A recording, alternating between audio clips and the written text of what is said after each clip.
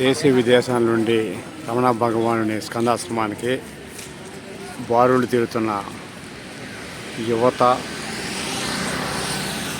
మరియు వృద్ధులు మరియు బాలలు కూడా ప్రశాంతతకు కేరా పడ్రస్ రమణ భగవాన్ ఆశ్రమంగా చెప్తూ ఉంటారు.